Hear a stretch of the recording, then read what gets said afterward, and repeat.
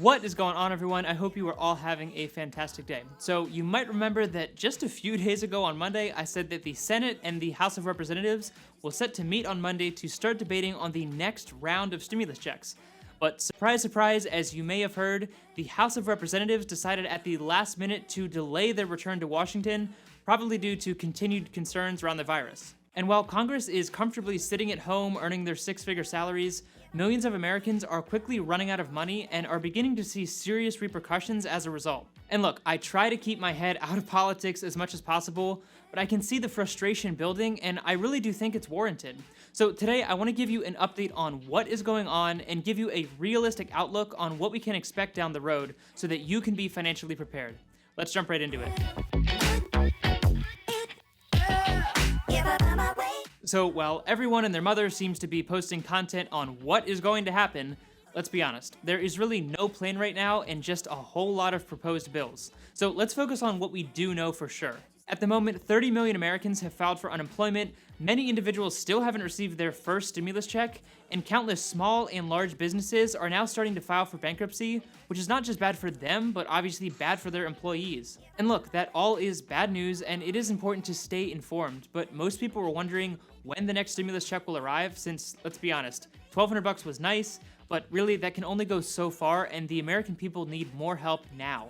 Maybe you're balling on a budget living on $50 a week, but most people who are living in a city or have bills piling up really need that extra help right now. Well, unfortunately, our slow-moving friends in Washington really have the ball in their court at this point, but who exactly is fighting for what? Again, I don't like to get into politics, but in a nutshell, Democrats are advocating for another form of direct payments, and right now the most popular is the Emergency Money for the People Act, which would give everyone over the age of 16 $2,000 a month for a full year. I've talked about that in several of my past videos, so be sure to check those out, but that's what we are seeing as the most popular bill right now from the House overall. Remember that in order for a bill to be passed, it must first pass the House of Representatives, then it moves on to the Senate, then it moves off to the White House where the president can sign it into law. Now, on the Senate side of things, we haven't really heard much of a response in the form of an actual bill.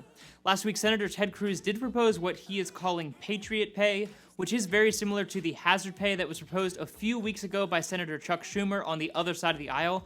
But all of these plans would only give additional pay to frontline workers. And while this is extremely important and valid, it still doesn't help the millions of Americans who have filed for unemployment and don't have a job who are considered non-essential. From the White House, we've heard a few different things, from some sort of infrastructure bill to a payroll tax cut, and even a payroll boost for individuals when they do get back to work. But like I've said a few times, a payroll tax cut would have little effect on lower wage workers and does nothing for those people who are currently unemployed and cannot go back to work, since unfortunately the health crisis is not yet over. So that leaves us with the Republicans on one side, the Democrats on another, the White House aimlessly throwing darts at all sorts of things, and the American people asking, what am I supposed to tell my landlord who's asking for my rent? Thankfully, White House economic advisor Larry Kudlow was quoted saying, there's kind of a pause right now, but I don't think that's gonna fly with your landlord, as nice as that would be. So let's get real about the next possible stimulus bill. If you ask me, there does need to be another form of direct payment to American citizens, and soon. And look, as someone who is studying economics and finance, I understand the inflationary damage that taking on more debt and printing more money can have. But honestly, at this point, it's about picking the lesser of two evils and the option that causes the least damage and the greatest amount of good. We either don't put out another wave of stimulus checks and have millions of families and businesses collapse financially, or we take on a record-breaking amount of debt and print a record amount of money in order to support the economy, but likely see some inflation and higher taxes in the future as a result. But regardless of which side you fall on, it's hard to justify sacrificing the livelihood of millions of families, as well as the backbone of our economy and small businesses, just to keep the federal inflation numbers in check. I understand why this argument is upsetting on both sides of the table, because the amount of debt we have already seen is insane, and honestly, it's pretty difficult to actually wrap your head around. But what's more relevant and important is keeping American businesses, families, and even states from collapsing. Without another round of stimulus, we will probably start to see states declaring bankruptcy, which will only lead to further cutting in spending and more layoffs for government workers, which will only slow the economy even more. Again, there is no perfect solution, and I think it's time that our politicians and policymakers stop looking for that diamond in the rough, because if you ask me, it simply doesn't exist. This once-in-a-generation crisis is going to have negative effects on our economy one way or another. and choosing the option that does the least damage and the greatest amount of good for the greatest number of people is what's most important in my opinion. Okay, so we are likely looking at another round of direct payments, hopefully, but which of the many proposals that we've seen will actually get passed by both sides of the aisle? Well, in my last video, we ranked every proposal by the media attention it is receiving, as well as the amount of co-sponsors that it has. And on both sides of that equation, the Emergency Money for the People's Act is getting the most attention and is currently in the spotlight. It has the third most co-sponsors of all of the bills that have been proposed, but the media attention that it is receiving is significantly greater than any of the other proposals. In my opinion, it's likely that this type of bill will end up being the next round of stimulus payments if it involves direct payments to American citizens. Now, like I said on Monday, it's important to not focus on the actual number, which in this case is $2,000 a month, because this just simply isn't going to get passed by the Senate or the White House, and I don't want anyone to get their hopes up and be banking on receiving that amount of money. But we can focus on the basic principles of this bill and make an educated guess on how it will be formed into the final version. Well, the first thing that will have to change in order for it to get passed by the Senate is the $2,000 per month number. Now, look, we would all love to get another $2,000 a month, myself included, but unfortunately, that's just too expensive for the Senate and the White House, whether you agree with that or not. So it's likely that this number will probably be brought down, and I'm guessing it will probably land somewhere around $1,000, which I have seen thrown around in several news articles and even by people here in the comment section. The second thing that's probably gonna have to change in the Emergency Money for the People Act is the 16-year-old age limit. Now, I hope the members of Congress who proposed this bill didn't just pull that 16-year-old number out of thin air, but this has received a whole lot of backlash, with a lot of people making the argument that no 16-year-old needs to receive $2,000 a month if they are financially dependent on their parents. But then you have the college students and dependent workers stepping in and saying, "Whoa, I got screwed out of the last stimulus check because I'm a dependent, so please don't do that again."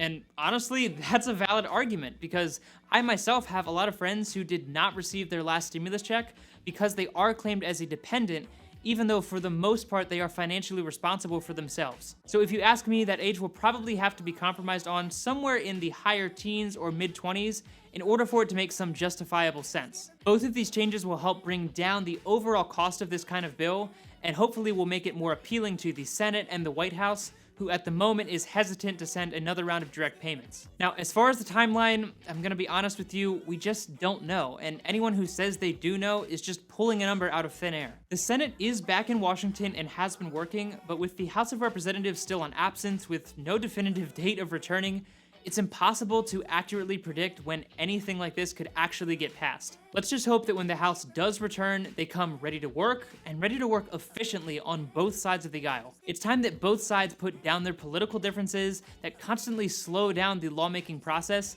and put themselves in the shoes of the average American. So I know a lot of this is difficult to swallow, especially with rent and bills coming in without any stream of income. But I don't want to just leave you with hang in there, because you deserve better than that. So there are 3 quick suggestions I have to tie yourself over until Congress gets their act together and passes another stimulus bill. First of all, which I'm sure you're doing already, cut back on all of your discretionary spending and focus solely on the necessities. This one's kind of obvious, but I highly recommend you keep track of every single dollar you spend, and you might be surprised by the level of unneeded spending that you still have. Secondly, make sure you are taking full advantage of every stimulus program that is currently being offered. While we are all patiently waiting for another direct payment just like the $1,200 checks, depending on your situation, you might qualify for either the $600 a week in unemployment, or maybe you can also qualify for a $1,000 EIDL grant if you do have some kind of small business or even just a side hustle. And lastly, when you do get your $1,200 stimulus check or any of the other benefits that I just mentioned, put them to use as best as you can. Don't take your check and spend it on lottery tickets and cigarettes. You need to stretch that money as far as you possibly can. And if you're yelling at your screen right now saying that you're already doing that, then you need to dig through your spending and find a way to stretch it even further. I know this is an incredibly uncomfortable and difficult situation that you may have never been in before, but I promise there is light at the end of the tunnel, and you'll come out of this stronger and with more respect for every dollar that you have. If you have any questions at all, or if you just want to let me know what you think of all of this, feel free to leave all of those thoughts and questions down in the comment section below, and I would love to talk about it with you. Make sure to hit the subscribe button for updates every Monday, Wednesday, and Friday, and hit the like button if you did get value out of today's content. As always, I appreciate your time so much, so thank you so much for that. Take it easy, and I'll see you in the next one.